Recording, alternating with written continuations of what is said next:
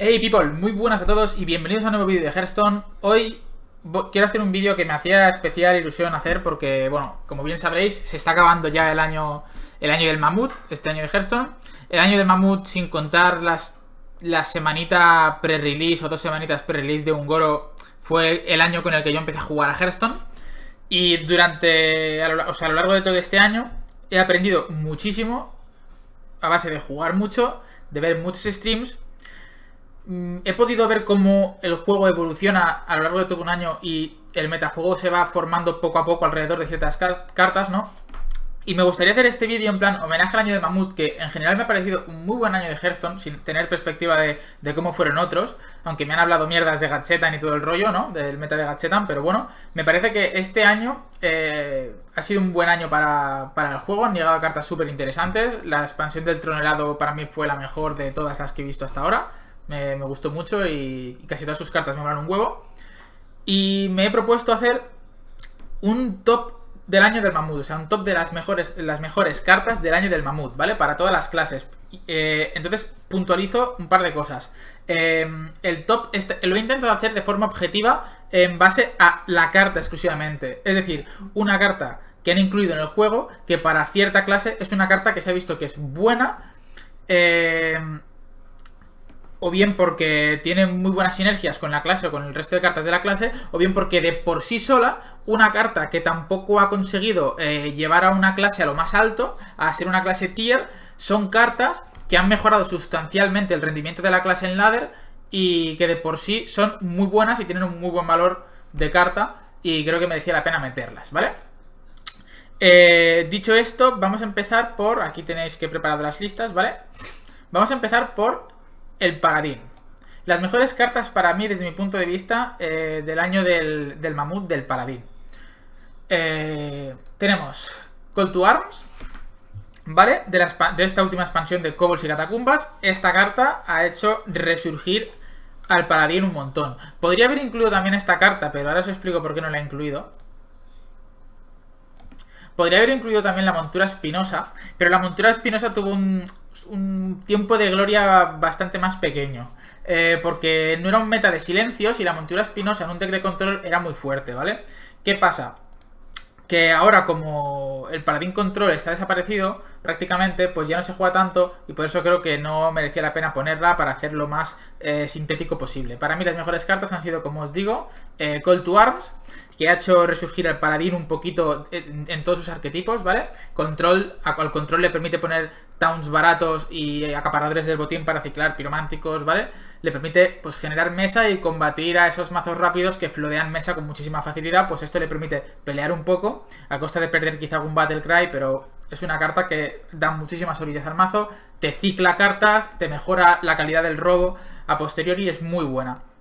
Y en agro, pues es increíble, ¿vale? Paladin Murlocs desde principios de año del mamut en Ungoro fue un mazo bastante potente, que cada vez fue como maximizando más el corte agresivo y diluyendo un poquito el estilo midrange que tenía. Se fue cortando Tyrion, se fueron cortando bastantes cartas pesadas y se hizo un arquetipo muy agresivo, y esto acabó de pegarle el último boom después de estar un poquito a la sombra del Tempo Rogue del Trono Helado, ¿vale? Pues esta carta ha permitido que, pues por ejemplo, que se incluyan malabaristas de cuchillos, que se incluyen una serie de cartas que con esta carta pues hacen que el mazo gane una barbaridad.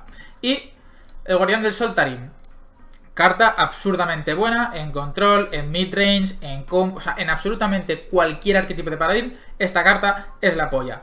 Tiene la capacidad de ningunear a un pino del enemigo, tiene la capacidad de dar muchísimo valor a tokens 1-1, es una barbaridad, ¿vale? O sea, es una barbaridad. Juegas esta carta, pones tus minions pequeños 3-3 y encima pones un 3-7. Los del enemigo también se ponen 3-3, con lo cual necesita mínimo 3 minions para poder pasar, o 2 minions y un arma, o daño extra, ¿no? Si no tiene daño extra, son 3 minions para pasar por encima y aparte pues tus bichos 3-3. Entonces es una carta muy, muy, muy buena. Y la gente no tenía mucha fe en ella, me acuerdo que se comentaba, pero al final ha resultado ser una cartaza tremenda. Así que intentando ser lo más sintéticos posibles, estas dos cartas son las mejores cartas del año del mamut del Paladín. Y vamos a pasar a las del Druida. También he puesto solo dos, ¿vale?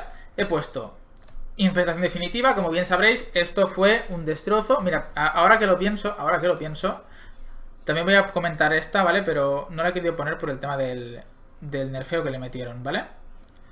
Vamos primero con infestación definitiva. Aquí. Infestación definitiva resultó ser un pepino de carta. La gente no tenía mucha fe en ella por el tema de que, bueno, que eran 10 de maná, era una carta muy pesada, pero en una clase con un rampeo absurdo, esta carta hizo que el Druida Jade se convirtiera en algo infumable, ¿vale? O sea, el Druida Jade cogía, te rampeaba y antes, mientras rampeaba, toda esa pérdida de tiempo, los decks agresivos o midrange se lo comían. ¿Qué pasa? Que el Druida Jade era la pesadilla del control, pero con esto se convirtió en la pesadilla de los jugadores en general, porque todo el tiempo perdido en rampear, luego tirabas esto y la ganancia de tiempo era brutal. Todo lo que no habías hecho en 4 o 5 turnos rampeando, lo hacías en un solo turno, porque robabas 5 cartas, 5 de daño, un 5-5 en mesa, o sea, era todo, ¿vale? Era todo. Tirabas esto y ganabas la partida. Era demasiado absurdo. No nerfearon esta carta, decidieron hacer otro nerfeo, que al final parece que fue el acertado, que fue nerfear esta carta, que también considero que es de las mejores del año del mamut, también del trono helado. Peste contagiosa, Spreading Plague en inglés, ¿vale? Ya sabéis, invocaba un 1-5 con Taunt hasta igualar tu número de minions al número de minions en mesa del enemigo. Esto, pre-nerfeo, costaba 5 de maná y era absurdo, ¿vale? Era absurdo que tú hicieras, yo que sé, o sea, pensadlo, ¿vale? O sea, tú hacías... pasabas turno en turno 2, hacías poder de héroe, en turno 3 hacías brote de Jade. Y para el turno 4 tú ya podías empezar a poner taunts de estos. Y era una puta locura, ¿vale? No tenía sentido. Los mazos agro se estampaban contra el Druida Jade cuando los mazos agro siempre han sido el máximo counter del Druida Jade. Decidieron nerfear esta carta junto con el estimular y, bueno, sigue siendo una carta muy poderosa en druidas controleros lentos, que se sigue jugando en todas y cada uno de esos arquetipos y simplemente llega un poquito más tarde, ¿no? Y bueno, pues los decks agro tienen que jugar en torno a esta carta igualmente, pero ya no es tan rompeculos como lo era cuando valía 5 de mana. Y por último, Malfurion el Pestilente, aquí lo tenemos, otra cartaza, tiene muchísimo valor, para mí es de mis decks favoritos. El poder de oro es una pasada, comba con Fandral, esa es otra, y Fandral siempre se lleva en Jade. Entonces, ¿qué pasa? Que esto era la polla, ¿no? Y con el estimular sin nerfear, pues turno 5, tirabas estimular, tirabas esto y era una fiesta, ¿vale?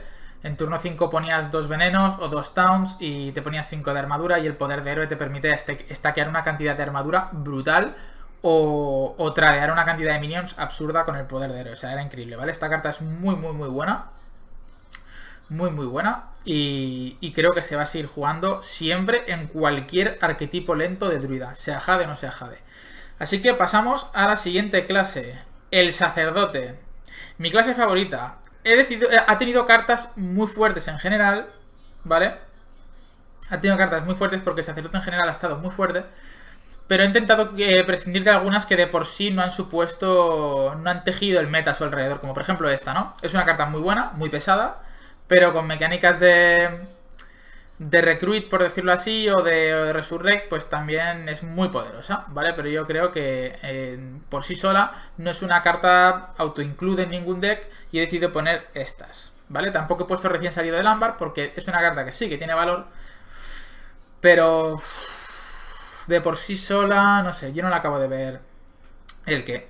Y esta carta es muy buena, pero he decidido no incluirla porque los arquetipos lentos de sacerdote que han funcionado igual antes de que esta carta saliera. Y es muy buena, pero como no ha sido la carta que le ha hecho hacer el boom al sacerdote, he decidido no incluirla, pero eso es una carta muy buena. Así que vamos a las que yo he incluido en el top, que serían, para empezar, el DK. El DK es tremendo, es mi carta favorita, lo sigue siendo después del nerfeo a Raza. Ya sabéis lo que era Razakus Priest, posiblemente junto, por lo que he oído, a la Patron, el deck más potente, o de los decks más potentes de Hearthstone desde que Hearthstone existe.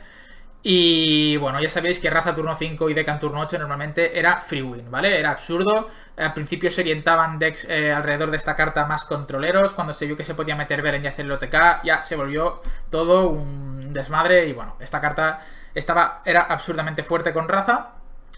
Raza está nerfeado. El arquetipo de Highlander Priest o Razakus ya no es lo que era, ni se juega desde los nerfeos. Pero lo que sí que está claro es que esta carta sigue siendo muy buena, es un buen removal, más cuando va a rotar poción de dragones. Es una carta que te permite pinguear esbirros de forma bastante eficiente. e incluso sin hacer un deck a su alrededor, sigue siendo una carta bastante jugable, bastante buena en sacerdotes lentos. Pasamos a las dos cartas que también me han gustado muchísimo de Priest. Duskbreaker, AK rompeojetes. Tremendo, ¿vale? Tremendo. La capacidad que tiene esta carta para volver a mesa es increíble. Si el Priest combo se había dejado de ver por el tema de que contra agro era bastante vulnerable, no tenía removal hasta turno 6 y en turno 6 ya podías estar muerto. Esta carta, con un dragón en mano, te permite limpiar y tener presencia en mesa, ¿vale? Es tremendo, posibilidad de generar más de 2. Y bueno, me ha parecido increíble, increíble esta carta, muy muy buena. Se juega en todos los arquetipos de Priest, excepto en Big Priest. Solo con decir eso ya queda un poco claro, ¿no? Voy a incluir otra, perdonad que se me ha olvidado. Esta. Ahora vamos a comentarla. Shadow Visions. De Ungoro, muy buena carta. Habilita, o sea, ha mejorado muchísimo el Priest combo. Era muy buena carta en Highlander Priest, Razakus. Es muy buena carta en Priest Control. Es muy buena carta en Big Priest. Se lleva en absolutamente todos los arquetipos de sacerdote. Carta brutalmente buena. Autoinclude en cualquier mazo de Priest, excepto Spiteful Priest. Brutal. O sea, esta carta también ha ayudado mucho a que el sacerdote pueda acceder a sus herramientas de forma mucho más fácil, según sus necesidades. Y es muy buena, ¿vale? Y por último, la joya de la corona del Priest combo, Twilight Acolyte. Esta carta es una rotura de culo bestial. Con la poción de locura esta carta puede hacer barbaridades. Se pueden hacer OTKs absurdos con esta carta, o se pueden hacer jugadas muy buenas. Una carta, desde mi punto de vista, muy skilled, con targets específicos de algunos mazos muy worth it de usar. Y es tremenda, o sea, esta carta es tremenda. Única condición, tener un dragón, pero es que es un 3-2-4. Puedes incluso jugarlo por tempo contra agro si no tienes nada más. O sea, es una carta muy buena. O sea, neutralizas cualquier tipo de amenaza y luego lo puedes robar con la sacerdotisa de la cábala, o lo puedes robar con la poción de locura. Tremendo, tremendísimo. O matar con una Vermis de bibliotecas, que tiene muchísimas sinergias. Es una carta muy buena y es lo que ha hecho también que vuelva el Priest combo por todo lo alto. Así que terminamos el Priest y vamos a por el Brujo. Otra clase bastante hateada y con razón, porque la han puesto bastante por las nubes. Está un pelín fuerte. Vamos a empezar por el Pacto Oscuro. El Brujo necesitaba curas desde que rotó Reno, eso creo que lo sabemos todos. Y pues con esta carta se han habilitado locuras. Se han habilitado locuras con el cubo, se han habilitado locuras con... Bueno, pues incluso es útil para un 3-9 vulnerable al silencio con Taunt, matártelo tú y seguir protegiendo tu face, ¿no? Por decirlo así. O sea, es demasiado versátil. Por 1 de maná, el problema de esta carta es que es demasiado versátil y lo hace demasiado buena, porque te curas, te sirve para combar, te sirve para que no puedan sacar valor a un silencio o un minion grande, en el caso del Boiler, ¿no? Que ahora lo veremos, pero en general es una carta muy buena, muy flexible, y como el Brujo necesitaba esas curaciones, pues ahora esto le ha dado alas. Cobalt. Este Cobalt simplemente es muy bueno. Parece una carta del montón, pero es una carta muy buena, porque esto es prácticamente una ingeniera novata, pero por un mana menos y con 1 más de ataque. La única penalización es que tú te haces 2 de daño, pero en una clase que tiene muchísimas curas y que encima tiene sinergias de autodañarse con sus cartas, hace que esta carta sea absurdamente buena y OP.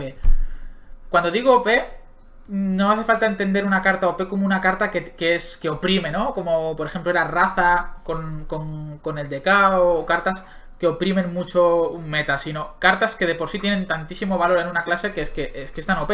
Otra cosa es que no perjudiquen el juego, pero está muy fuerte que un 1-2-1 que te daña y ya te puede ayudar a tener sinergia con alguna carta, te robe una carta, es muy bueno, ¿vale?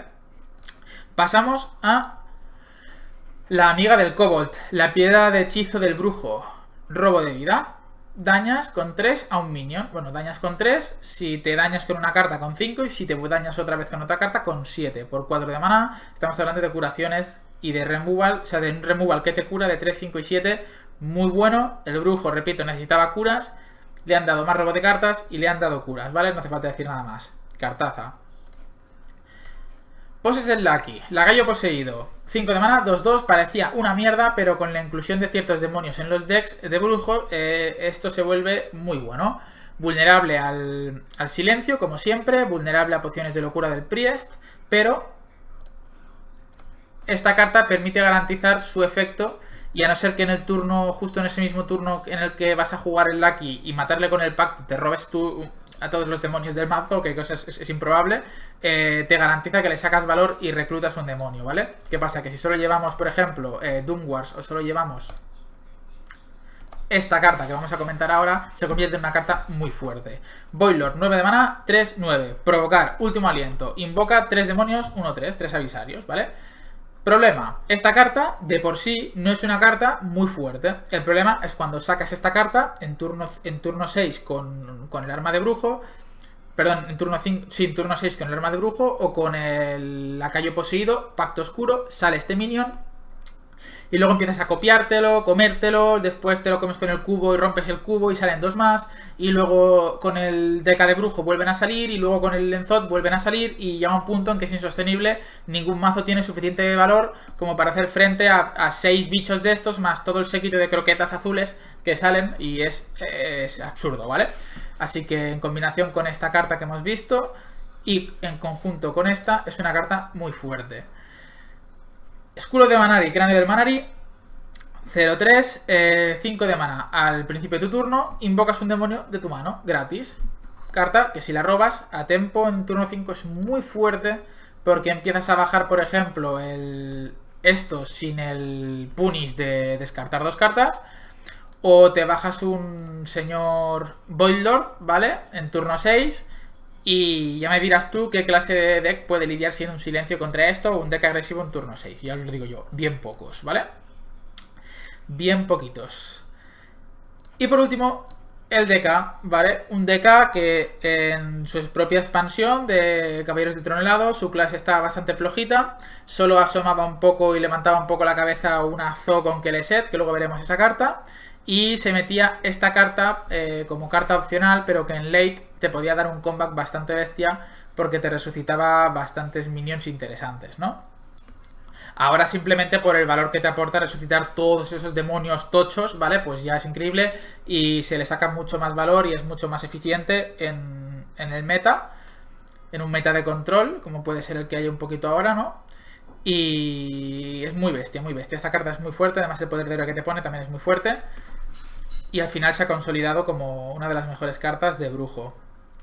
Vale, vamos a por el mago.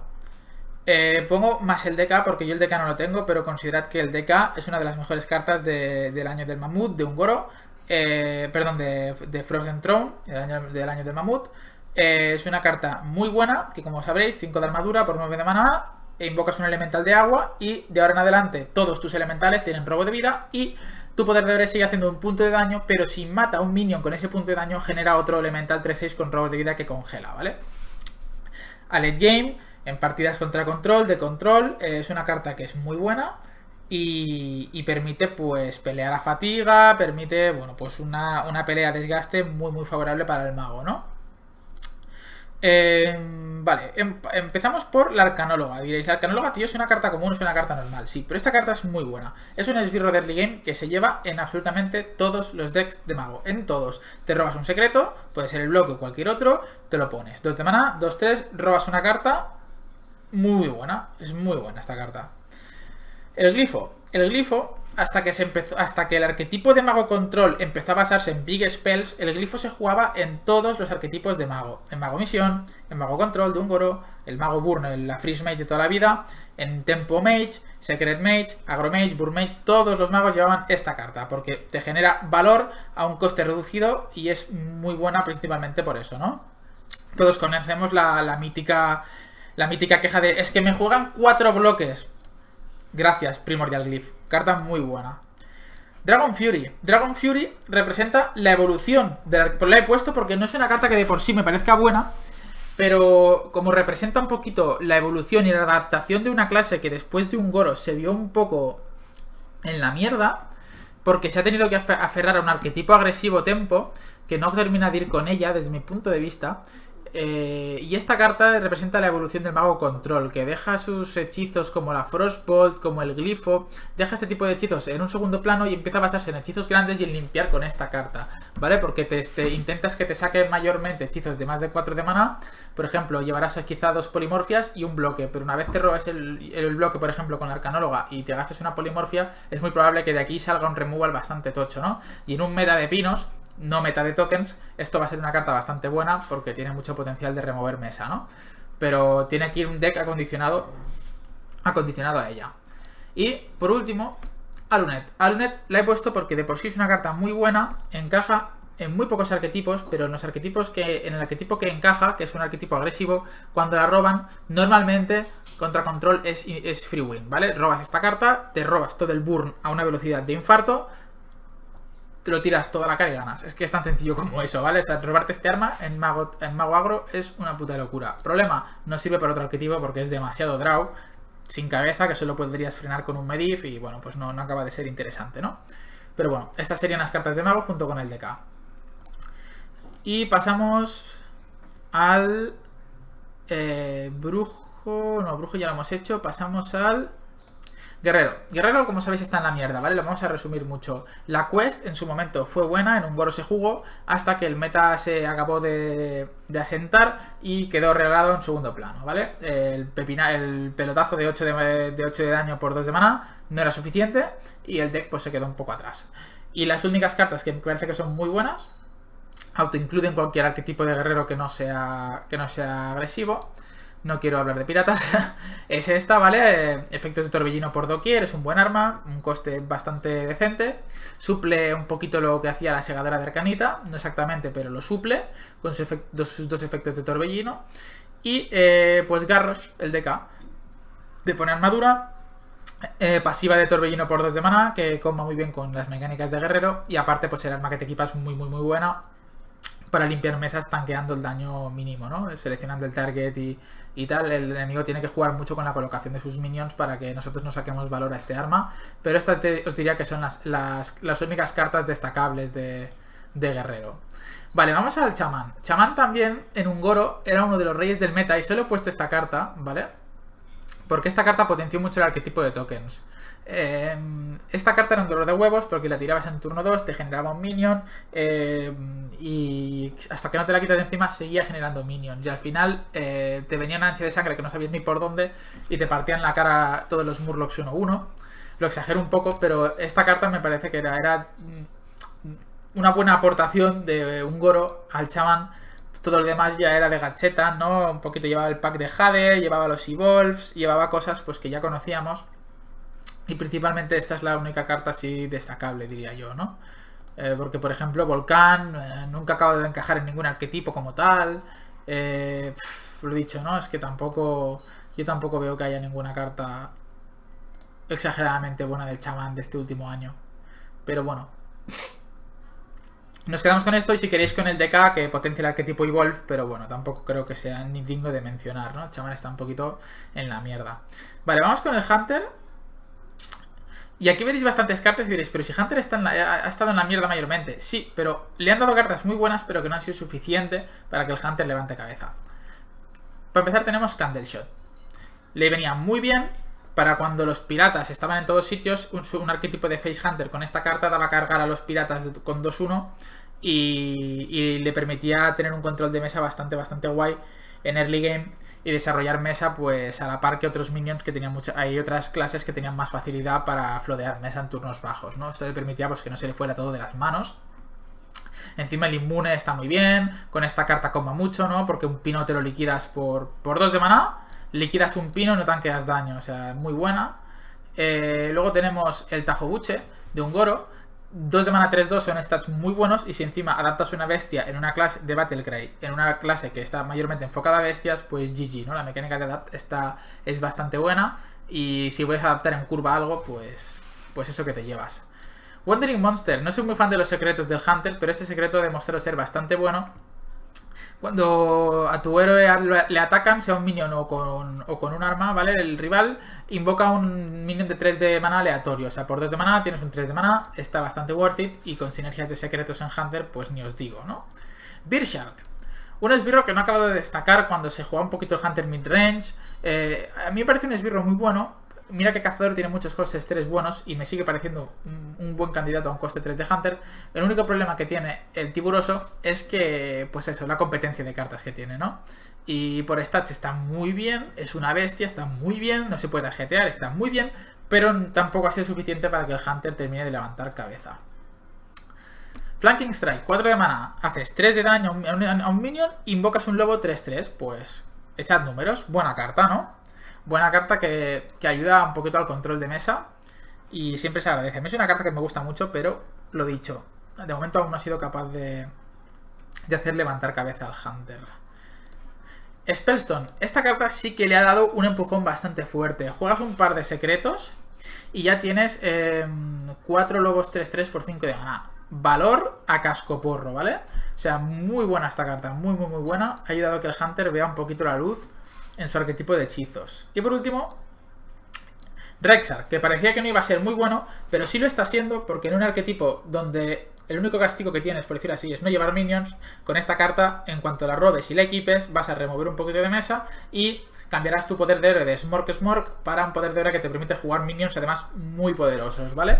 Esta carta a mí es una carta que me gusta mucho y creo que va a seguir viendo juego durante el siguiente año. Yo estoy casi convencido de que sí.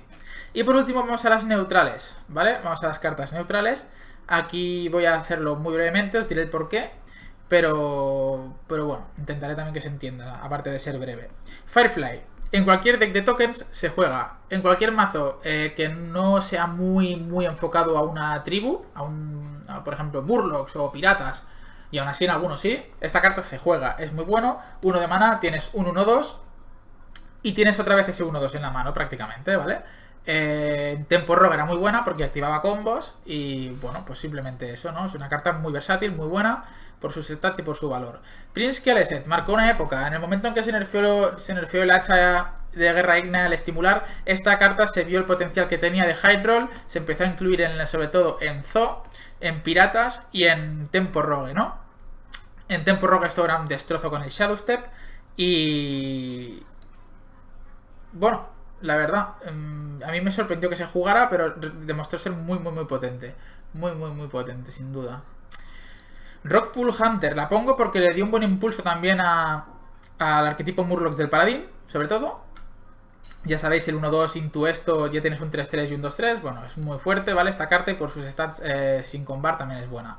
El Piedraloma, en Paladín tuvo una muy buena época, daba Tyrions y Tarims por doquier. Ahora ya no tanto, pero sigue generando taunts muy poderosos para algunas clases y es un minion que está muy bien por su coste y contra Agro también medio que funciona.